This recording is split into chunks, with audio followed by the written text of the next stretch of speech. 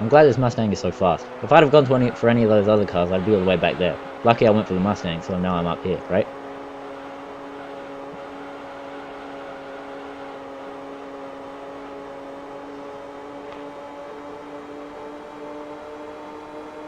Thinking about it, we could probably buy another Toyota Yaris with all our 165 grand that we have now. And we could we could give it a million billion horsepower and then go and complete the Yaris Cup. I'm thinking maybe we don't do that just yet. Maybe we put that on hold while I drive cars that are actually good and not, well, you know, Toyota Yaris's.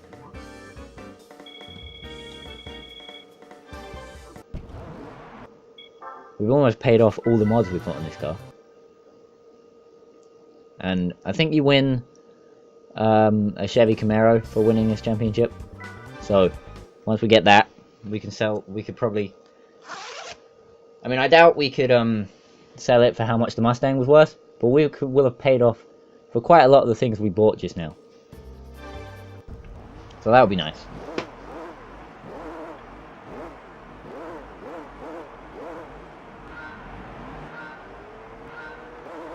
I got a comment the other day, actually. It was a good comment from someone I don't know as well, which makes it doubly special. We're going to talk about getting good comments as I bounce off the wall, because, you know, that's how we do it here. Is the Cobra in this race? I don't think the Cobra's in this race. I mean, obviously we got my Cobra, like not the Cobra, you know? I feel like my commentary hasn't been very good. And I mean, I know it's never very good, but I feel like it's doubly not good here. It feels kind of forced. I don't know if you're getting that. I'm getting that kind of vibe from listening to myself speak live. So it's going to be pretty bad on rewatch.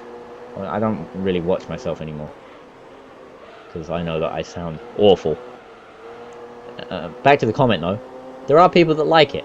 There are people that like these videos, allegedly. I don't know if he was lying. He might have been being sarcastic. If he'd used an emoticon face, I would have known he was being sarcastic. But like, there wasn't. Can't remember there being an emoticon face there, so like, I'm not entirely sure if he was being sarcastic or not. So there's either someone out there who does like these videos, or someone out there who who dislikes them enough to be sassy about them in the comment section. I'll have to go back and reread that comment just to make doubly sure, because I don't think anyone could genuinely like this. And I know that there's been a kind of a thing recently where people are calling YouTubers out for using so much self-deprecation. Keemstar on Chubbs is a video I watched. And I think watching one video is enough for me to call it a thing on YouTube. I don't think I need to do any further research than that. I could become a commentary channel at this rate. What do we think? What's the verdict on that? Something. Keemstar doesn't like it when YouTubers are self-deprecating, because like it for some reason takes away criticism people make. I don't personally agree with that. I think that if someone is self-deprecating, you can still criticize them on things that they themselves point out. Like, obviously you gotta better yourself. Like, I want to get better than using Windows Movie Maker at some point. I doubt it'll happen soon, but it's gonna have to happen at some point. Like, well, obviously I'm gonna be able to stop riding on myself for. Is that a phrase, riding on myself? I feel like that's something else. I feel like I should be going for some other word, but like, I'll use riding for now. Like, stop using Movie Maker and move on to actual decent editing software, and that's gonna happen at some point. So like, obviously I'm gonna point that out because I know it, and it'll be okay for other people to point that out because they know it too, and it's a legitimate criticism that I use software that corrupts my stuff every so often. I think that becomes a problem when, like, because in the video, Keemstar's like, blah blah blah, your commentary shit, and then Chubbs just goes, yeah, I know. What kind of defense is that? You gotta go, yeah, I know. I mean, I know he's probably being like sarcastic, but like sarcastic or something.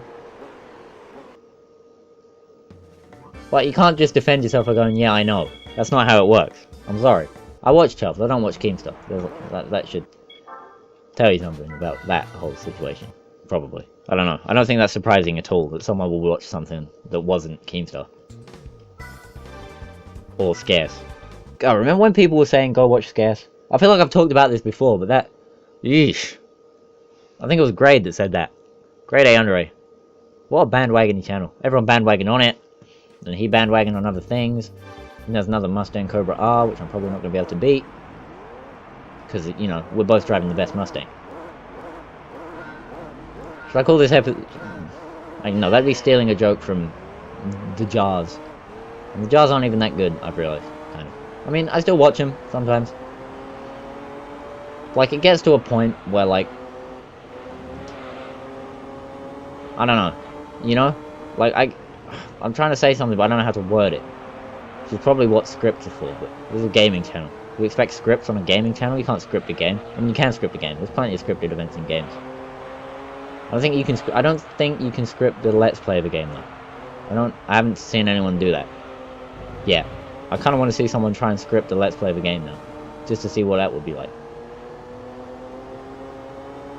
Anyway, we're going to use our 400 horsepower to overtake a V10. Oh. We're going to use our brakes to go through a corner you're supposed to go flat through.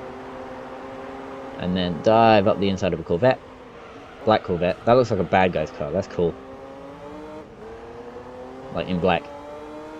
I feel like if I made a movie, the bad guys would either drive Buick Grand Nationals or black C5 Corvettes.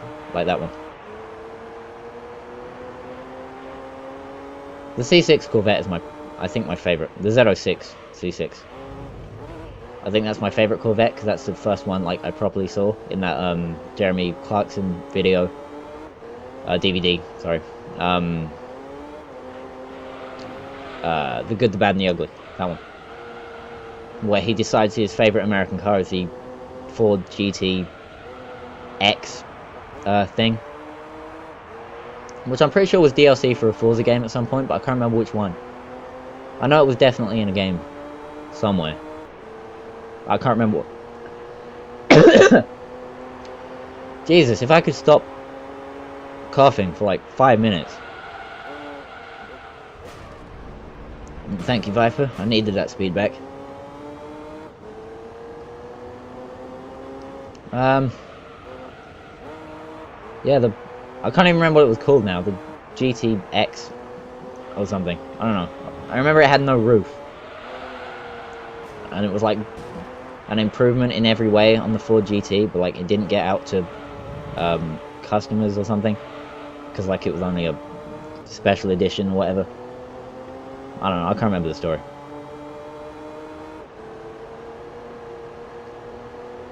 Yeah, that's my... That he decided that was his favourite American car. I can't remember how we got into this tangent. Oh yeah, because I was talking about the Good, the Bad and the Ugly.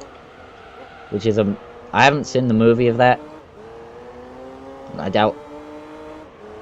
Like, I know it's supposed to be a classic and stuff, and I know it's kind of... It's supposed to be... It's probably the best Western ever. I don't watch I don't think I've ever seen, like, a classic Western. I watched Rango. Does that count? God, I'm losing my voice because I'm coughing everywhere. I watched Rango. Jesus! I'm clearly in the correct health to do video game commentary. This is working out well for me. I watched Rango. Does that count? That counts as a Western, right? Pretty well, a good Western. It's definitely a good movie. Rango. Whenever I mentioned that I watched Ringu, you know, the original The Ring, right? Everyone always goes, their first reaction is to jump to thinking Rango. So when I talk about, like, when I mention the bit where, like, the creepy girl, who I can't remember the name of, Sadako or something, when she crawls out the TV, everyone's like, I don't remember that bit in Rango. But there's less sort of sarcastic laughing because they genuinely think I'm talking about Rango. What car do we get? We get a car that is inferior in every way to my Mustang, so we should probably sell it.